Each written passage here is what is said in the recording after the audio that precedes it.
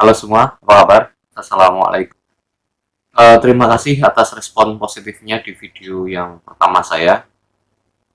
Yang saya maksud adalah video yang berjudul memilih jurusan di perkuliahan. Nah, pada kesempatan kali ini kita akan masuk pada sesi yang kedua sekaligus sesi yang terakhir. Eh, kita kali ini akan lebih berfokus kepada bagaimana teman-teman bisa menyelesaikan perkuliahan dengan lebih baik, bagaimana kemudian kita membangun skill, melengkapi skill-skill yang diperlukan dan seterusnya supaya kalian bisa menyelesaikan perkuliahan dan siap menghadapi dunia industri atau dunia kerja.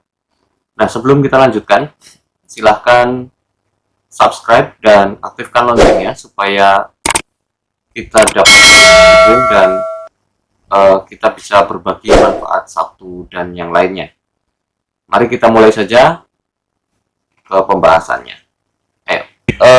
Kalau tadi Ibu bilang program vokasi dan akademik itu bedanya salah satunya ada di kurikulum.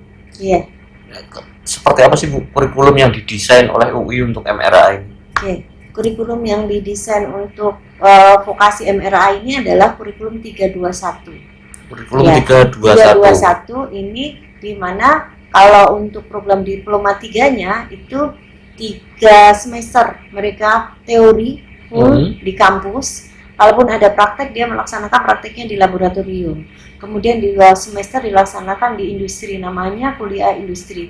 Di mana mereka belajar untuk satu mata kuliah dititipkan di industri, supaya dia benar-benar bisa melaksanakan praktiknya sesuai dengan apa yang ada di industri. Jadi tidak sekedar dia teori atau dia hanya menggunakan peralatan yang di lab, tapi benar-benar dicemplungkan di lahan praktek mereka.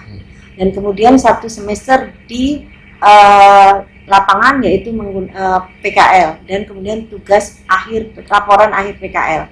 Nah, untuk diploma 4-nya nanti di semester 7, karena kita pada saat kita membicarakan kurikulum yang di diploma 4 MRA ini, kita menggunakan sistem multi exit, multi entry, multi exit. Dan disebut dengan multi entry, multi exit adalah ini sesuai dengan anjuran peraturan yang dikeluarkan oleh Dikti bahwa pendidikan vokasi bisa memberikan kesempatan kepada mahasiswanya untuk selesai di terminal 3 atau di terminal 4. Bahkan sebenarnya itu terminal 1, terminal 2, terminal 3 dan terminal 4. Jadi terminal 1 adalah 2 semester selesai dia bisa lulus. Terminal 2 4 semester, yaitu D2 dia bisa lulus.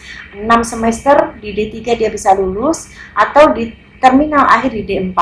Tapi untuk Universitas Indonesia dan beberapa perguruan tinggi BHMN lain kemudian sepakat untuk multi entry multi exitnya adalah di semester 3 di tahun ketiga dan tahun keempat. Jadi meskipun kami membuka program diploma 4, tapi jika ada mahasiswa yang kemudian akan menyelesaikan di diploma 3-nya, dia bisa lulus, melanjutkan pekerjaan. Mungkin nanti pada saat dia sudah siap lagi untuk kuliah, dia bisa masuk lagi untuk melanjutkan di diploma 4. Jadi memberikan kesempatan kepada mahasiswa yang misalnya bahwa saya hanya sampai di diploma 3 dulu, saya mau bekerja dulu. Nah, itu diberikan kesempatan. Jadi bukan D4 yang full, langsung harus selesai di tahun keempat, tapi memberikan kesempatan untuk dia selesai di tahun ketiga atau diploma 3-nya.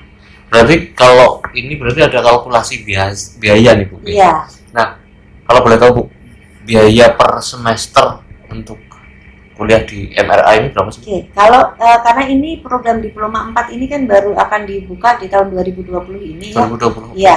Jadi kalau calon mahasiswa yang berminat, monggo silahkan dicek sendiri di website vokasi, terutama untuk pembiayaan dengan skema-skema yang masing-masing ya.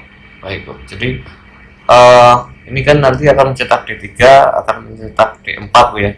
Skill penunjang yang Ibu sarankan untuk lulusan MRA itu apa aja gitu? Ya, jadi pada saat mahasiswa nanti belajar, ini akan lebih memudahkan pada saat dia juga sudah bisa menguasai teknologi informasi dan komunikasi ini sangat menunjang proses pembelajaran selama di perguruan tinggi, terutama untuk nanti pada saat proses pengelolaan arsip, belajar pengelolaan arsip itu juga sangat menunjang.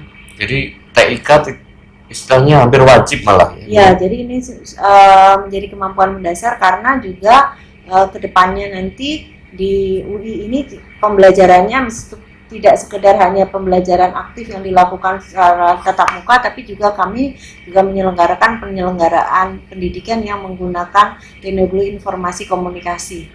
Kalau dulu namanya Skills, sekarang kita menggunakan namanya EMAS. Jadi sistem informasi ini yang kemudian memudahkan mahasiswa untuk berkomunikasi dengan pengajarnya, untuk kemudian dia mengunggah hasil ujiannya, laporannya, laporan praktikum, kemudian juga berkomunikasi lain pada saat dia melakukan kuliah industri dan sebagainya, itu akan sangat memudahkan.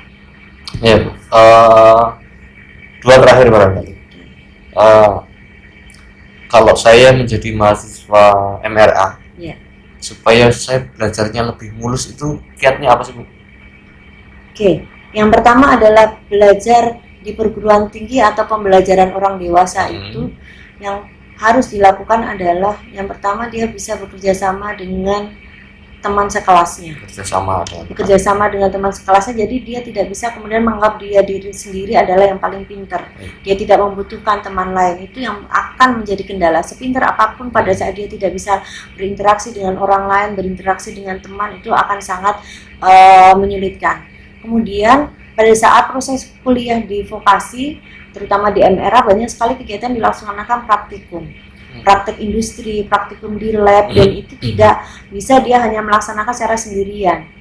Kalaupun ada tugas mandiri, tapi dia harus kemudian ada interaksi dengan temannya. Itu. Yang kemudian yang lanjutnya adalah bahwa di program vokasi khususnya MRA itu menerapkan bahwa pada saat mahasiswa mengambil satu mata kuliah, dia lebih dari 4 kali tidak masuk, itu pasti sudah dianggap atau langsung tidak bisa melakukan ujian akhir semester dan pasti tidak lulus. Sehingga itu hal yang harus diperhatikan pada saat dia ingin lulus untuk melakukan perkuliahan, dia tidak terlalu banyak masalah adalah rajin untuk datang kuliah tepat waktu, gitu, Bu, ya? gigih. Dan juga karena memang porsi praktek kami panjang, sehingga memang dia harus benar-benar siap untuk kuliah itu memang sudah setengah bekerja.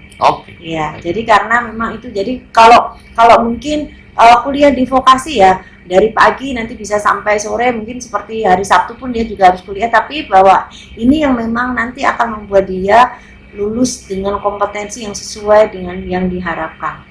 Terakhir, Bu, biasanya yang dirisaukan itu sama orang tua itu karir gitu. Kalau sekolah di sini nanti bisa kerja di mana aja gitu. Mungkin bisa kasih bayangannya, Kak. Ya, jadi kalau nanti lulus di D4 ataupun di D3 manajemen rekod dan arsip ini mau bekerja di mana? Yang pertama adalah dia sebagai pengelola rekod dan arsip di sebuah organisasi, itu pasti. Karena di setiap organisasi pasti membutuhkan pengelola rekod maupun arsip.